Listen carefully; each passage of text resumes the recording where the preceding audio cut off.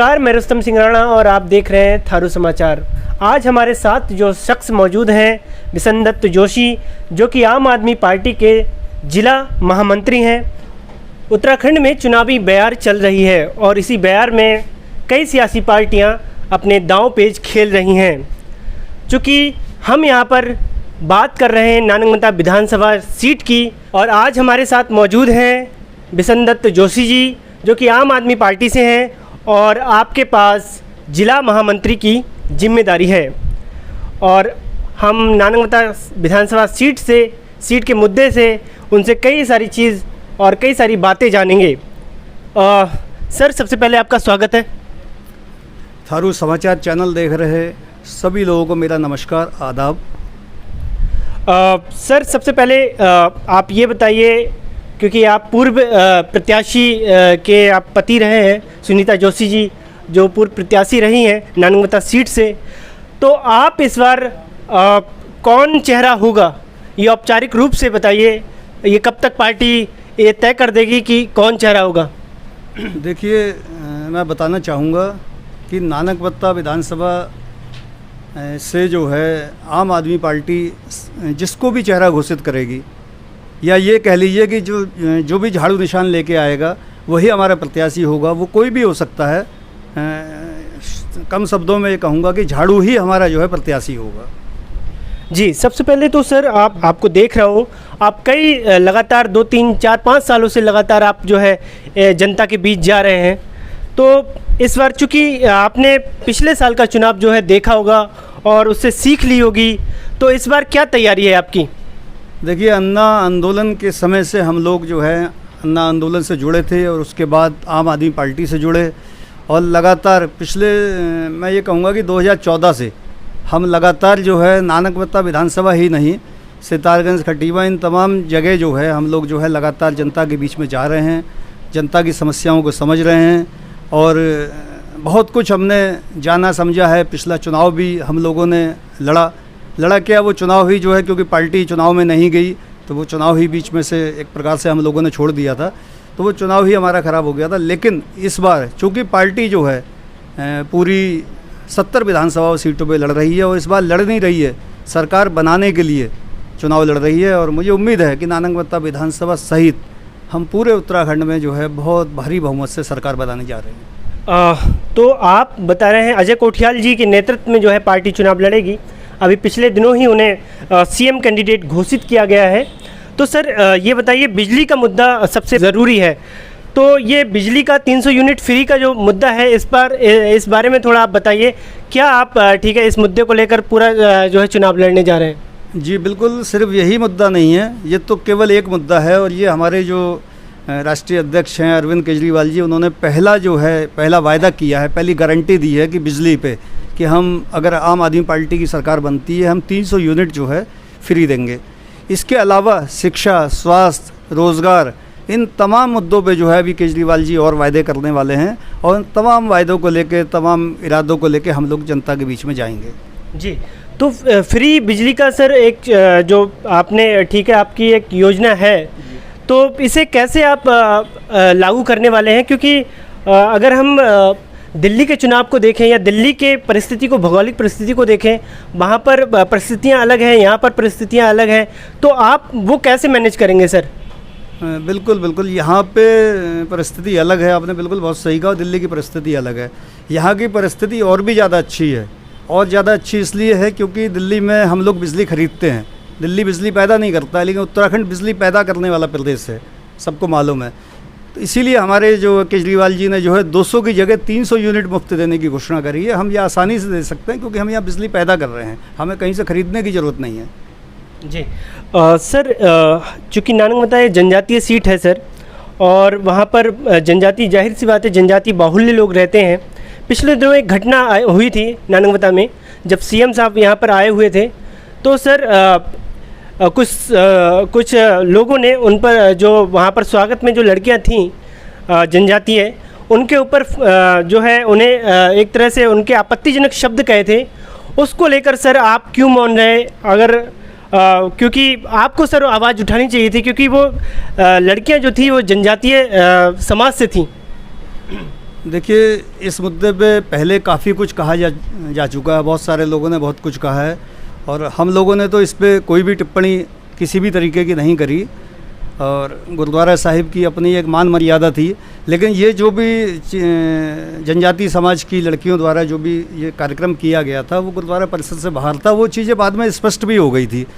और लेकिन जो अंदर कुछ हुआ था उसमें जो कुछ हुआ सबके सामने है, मैं उसमें ज़्यादा कुछ नहीं कहूँगा। सर, स्थानीय रोजगार की अगर मैं बात करूं तो स्थानीय रोजगार नानगमता में आप कैसे डेवलप करेंगे? देखिए, बहुत कुछ हो सकता है, सिर्फ इच्छा शक्ति की कमी है, नीयत की कमी है। दिल्ली में देखिए पहले क्या स्थिति थी, जब तक जो है कांग्रेस की सरकार थी, भाजपा की सरकारें थी, क्या स्थिति थी दिल्ली में और आज क्या स्थिति है। आज दिल्ली की जनता बहुत मज़े कर रही है।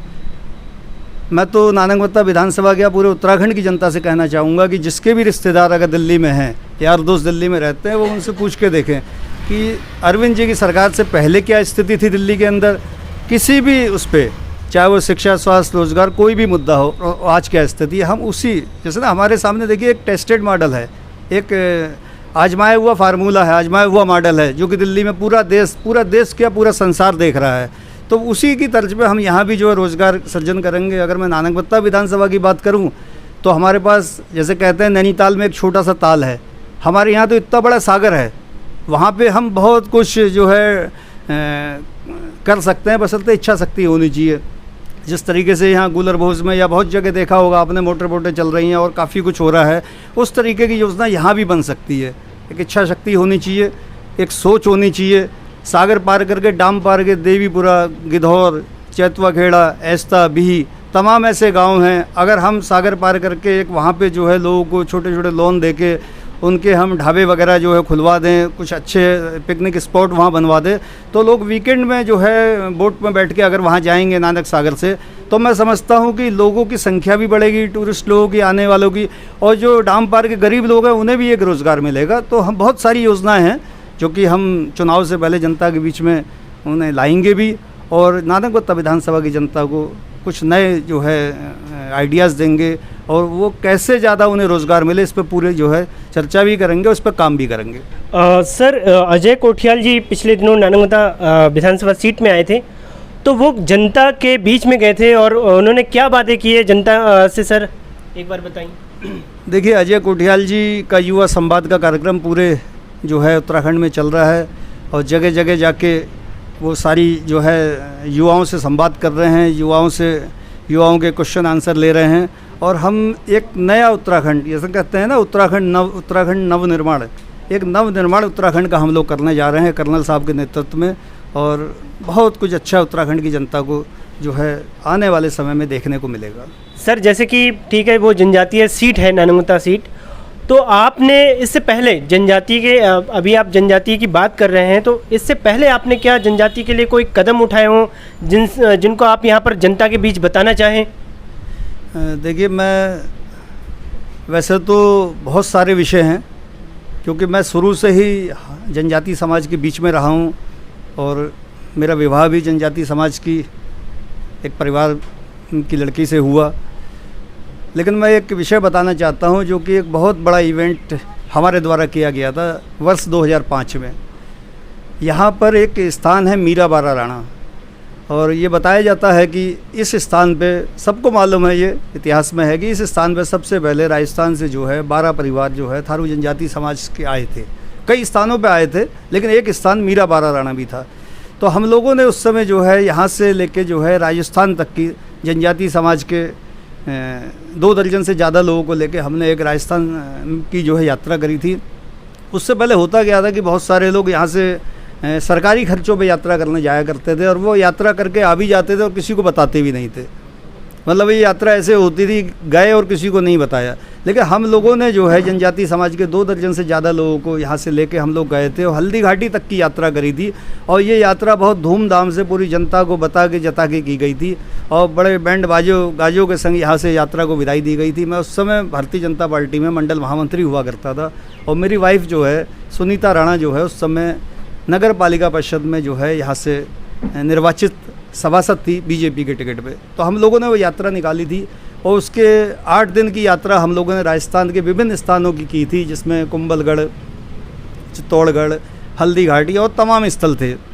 चेतक की समाधि में भी हम गए थे और तमाम जगह जो भी ऐतिहासिक स्थल है हमने सब हम लोग घूमे थे। और वापसी में हमने 20 दिन तक सितारगंज विधानसभा के, सितारगंज तहसील के, सितारगंज ब्लॉक के विभिन्न गाँव में हमने स्वाभिमान जागरण यात्रा के नाम से एक यात्रा निकाली थी। और यात्रा जो है थारू जनजाति समाज के 100 से ज़्यादा गाँव में घूमी थी। और फिर उस यात्रा का जो है समापन हमने सितारगंज के रामलीला मैदान में किया था। जो भी उस समय के राजनीतिक लोग हैं, जो भी उस समय राजनीति में एक्टिव थे, वो सब लोग जानते हैं कि वैसा हजूम आज तक जो है थारू जनजाति समाज का कभी भी जो है किसी भी विधानसभा में इकट्ठा नहीं हुआ है, जो 2020 सितंबर 2005 को सितारगंज के रामलीला मैदान में हुआ था। और उस दिन पहली बार मैंने एक विचार रखा था, चूँकि मीराबारा राणा एक ऐसी जगह है जहाँ सबसे पहले इस ब्लॉक में जो है थारू जनजाति के राजस्थान से लोग आए थे, तो यहाँ पे एक महाराणा प्रताप का बहुत बड़ा संग्रहालय बनना चाहिए। ये विचार सर्वप्रथम मैंने रखा था। हालांकि बाद में जो है हमने इसके लिए जो है गांव-गांव जाके मीटिंग्स भी करी, जन जागरण भी किया। और हालांकि बाद में फिर ये हुआ कि भाजपा के जो उस समय के मुख्यमंत्री थे, उन्होंने मीराबारा राणा पे जो है स्मारक बनाने की घोषणा भी करी। वो स्मारक बना भी है और वहाँ अच्छा जनजाति समाज के लिए कार्य भी हो रहे हैं। अच्छी बात है, खुशी की बात है। और लेकिन यह है कि अगर इसे आप समझिए तो सबसे पहले अगर विचार किसी भी व्यक्ति ने रखा तो इस मीराबारा राणा का विचार जो है मैंने जो है उस यात्रा के बाद रखा था। सर एक और चीज़ मैं आपको फिर से बिजली के मुद्दे पर लेकर आऊँगा। जैसे कि हमारे उत्तराखंड की आय का एक जरिया है, राज्य सरकार की आय का एक जरिया है, वो सीमित है। और फिर आप कह रहे हैं कि हम 300 यूनिट जो है बिजली फ्री देंगे जनता को, तो सर वो बजट कहाँ से आएगा? हुआ क्या था, जिस समय अरविंद जी ने दिल्ली में बिजली फ्री करने की घोषणा करी थी, वहाँ पे शीला दीक्षित मुख्यमंत्री हुआ करती थी। तो वहाँ कांग्रेस वाले और बीजेपी वाले यही उस समय कह रहे थे, जो सवाल आपने मुझसे अभी किया, वहाँ भी यही कहते थे भाई कि ये प्रदेश सरकार तो पहले ही घाटे में, अब ये फ्री दे के तो और घाटे में जाएगी, तो पैसा कहाँ से आएगा? ये सवाल वहाँ भी उठा था। लेकिन जो है दिल्ली सरकार जो है तमाम फ्री दे करके भी 200 यूनिट बिजली फ्री दे के, महिलाओं के लिए बस फ्री करके, शहीदों को 1 करोड़ रुपए का जो है शहीदों को 1 करोड़ की राशि दे के, और तमाम जनहित की योजनाएं जिस पे पैसा खर्च हो रहा है, जैसे कोरोना काल में टैक्सी ड्राइवरों को पैसा दिया और तमाम लोगों को पैसा दिया। उसके बावजूद भी अकेली पूरी भारत में दिल्ली सरकार ऐसी है जो कि फ़ायदे में है। ये हम नहीं कह रहे हैं, ये CAG कह रही है। ये नहीं कि अरविंद केजरीवाल जी कह रहे हैं या बिशन दत्त जोशी कह रहे हैं, ये CAG कह रही है कि पूरे भारत में जितने भी सूबे हैं उसमें केवल दिल्ली सूबा फ़ायदे में है। और मैं बताना चाहूँगा कि 60,000 करोड़ रुपए दिल्ली सरकार का बजट है, और उसमें फ्री बिजली देने में, क्योंकि बिजली कंपनी को तो पैसा देना पड़ता है ना, सरकार देती है बिल, जनता का बिल सरकार भरती है। तो वो 60,000 करोड़ का जो बजट है उसमें फ्री बिजली देने में 2200 करोड़ रुपये खर्च होते हैं। 60,000 करोड़ रुपए में से 2200 करोड़ रुपए दिल्ली सरकार बिजली कंपनी को देती है, तब भी फ़ायदे में है। उत्तराखंड का बजट 50,000 करोड़ रुपए है, और इसमें फ्री बिजली देने में हमारा खर्चा आएगा 1200 करोड़। जब हम 60,000 में से 2200 करोड़ निकाल सकते हैं, तो 50,000 में से हम 1200 करोड़ क्या नहीं निकाल सकते हैं? आराम से निकालेंगे, बस नीयत की ज़रूरत है। आपकी नीयत साफ़ होनी चाहिए, सब कुछ हो सकता है। और हम लोगों ने यहाँ 300 यूनिट इसलिए दी है, ये भी मैं क्लियर करना चाहता हूँ, क्योंकि जो है दिल्ली में 200 दे रहे हैं या 300, क्योंकि हम यहाँ बिजली पैदा कर रहे हैं। हम यहाँ बिजली पैदा करने वाले प्रदेश हैं और हमें बहुत महंगी बिजली मिलती है। तो क्या हमारा हक नहीं है कि हमें जो है जिस चीज़ का हम पैदा कर रहे हैं, जिस चीज़ को पैदा कर रहे हैं, वो हमें फ्री मिलनी चाहिए या हमें सस्ती मिलनी चाहिए? लेकिन आज तक जो है नेताओं ने जो बीजेपी कांग्रेस के नेताओं ने इस लाइन पे कभी सोचा ही नहीं, कभी ये सोचा ही नहीं कि जनता को भी लाभ दें। आज तक क्या होता है, मुख्यमंत्री की बिजली फ्री, मंत्रियों की बिजली फ्री, विधायक की बिजली फ्री, सांसद की बिजली फ्री। अरे आज अगर केजरीवाल जी आम जनता को ये लाभ देना चाहते हैं, तो बहुत सारे जो अदर पार्टीज़ के लोग हैं उन्हें बड़ी परेशानी हो रही है। अरे जब नेताओं को बिजली फ्री हो सकती है तो आम जनता को क्यों नहीं? सर एक और सवाल है मेरा, चूँकि नानगमता में एक राणा समाज जो रहता ही है, तो वहाँ के युवाओं के लिए खासकर, और वहाँ के लोगों के लिए आप ऐसी क्या विशेषताएं, आप ऐसी क्या योजनाएं लेकर आएंगे जिससे उनको लाभ मिलेगा? हालांकि सभी इंक्लूसिव ग्रोथ की बात करते हैं, सभी समावेशी विकास की बात करते हैं, लेकिन फिर भी चूंकि वो जनजातीय सीट है, तो इस पर आप क्या कहेंगे?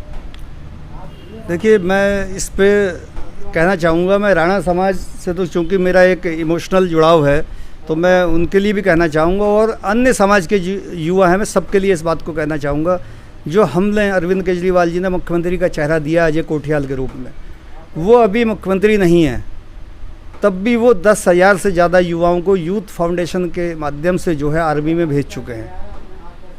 मैं आपको बताना चाहूँगा कि कर्नल साहब जो है जो ट्रेनिंग कैंप चलाते हैं, इसमें 5 महीने के लिए युवाओं को जो है भर्ती करते हैं और उस 5 महीने में वो आर्मी की ट्रेनिंग देते हैं और उसके दौरान जो भी खर्चा होता है युवा का, कोई खर्चा नहीं होता है, वर्दी से लेके खाना पीना रहना सब जो है कर्नल साहब आज तक करते आए हैं और अपने यूथ फाउंडेशन के माध्यम से 10,000 से ज़्यादा युवाओं को जो है आर्मी में वो भेज चुके हैं।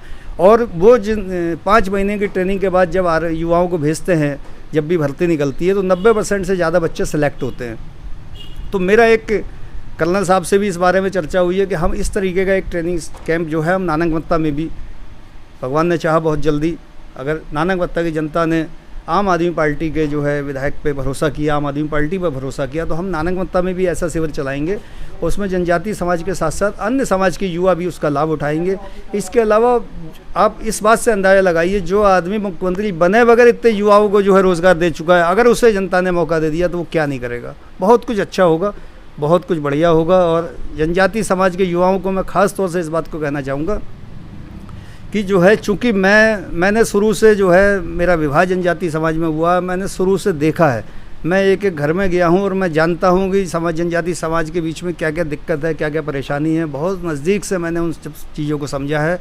आज तक उन्होंने अपने समाज के जो है विधायक को जो है जिताया है और आज भी जो अगर पार्टी मौका देती है सुनीता राणा को, अभी मुझे नहीं मालूम है, मैंने पहले भी कहा है कि हमारा प्रत्याशी झाड़ू होगा, जिसे भी झाड़ू निशान होगा हम सब लोग उसे मिलके जो है चुनाव लड़ाएंगे, जिताएंगे। लेकिन अगर आम आदमी पार्टी सुनीता राणा पे मेरे ऊपर भरोसा करती है तो आपको गोपाल सिंह जी, इससे पहले चाहे बीजेपी के विधायक रहे चाहे कांग्रेस के विधायक रहे, उन सबसे अच्छा और बहुत ही ज़्यादा अच्छा देखने को मिलेगा। ये मैं आपसे जो है आपको भरोसा दिलाता हूँ, आपसे वायदा करता हूँ। सर, जैसे कि बीजेपी की बात चली है, मौजूदा विधायक प्रेम सिंह राणा हैं और अब ऐसा सुनने में आ रहा है कि श्रीपाल जी को जो है टिकट मिल सकता है बीजेपी से, तो आप इसे कैसे देखते हैं? देखिए, ये हमारे लिए तो बड़ी खुशी की बात है। खुशी की बात इसलिए है क्योंकि हमने पहले राउंड में मनोवैज्ञानिक बढ़त ले ली। आज नानकमत्ता विधानसभा में जो मैं ये समझता हूँ, जो मैं जहाँ तक देख पा रहा हूँ, मैं जहाँ तक जा रहा हूँ, हर तरफ जो है आम आदमी पार्टी की चर्चा है और पहले राउंड में जो है सब लोग कह रहे हैं भाई यहाँ से आम आदमी को जिताएंगे, आम आदमी को जिताएंगे, जो मैं देख पा रहा हूँ।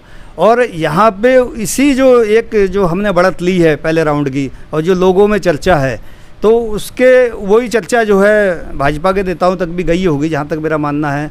और जो उनके पुराने विधायक है उनका फीडबैक जो भी रहा होगा, आज जो है अगर जो है आरएसएस से जुड़े हुए जो है व्यक्ति को जो है बहुत बड़े जो आज तक इस पद पे थे, सह प्रांत कारवा के पद पे थे, आज उन्हें पार्टी वो बीजेपी में है। मैं उन्हें शुभकामनाएं भी देता हूँ, बधाई भी देता हूँ। और अगर वो आ रहे हैं तो कहीं ना कहीं जो है एक मनोवैज्ञानिक बढ़त हमें मिली है, क्योंकि भाजपा ने जो है अपना प्रत्याशी यहाँ पे बदल दिया। 2 बार के सिटिंग विधायक को अगर बदला है तो कहीं ना कहीं आम आदमी पार्टी का डर तो भाजपा को सता गया है।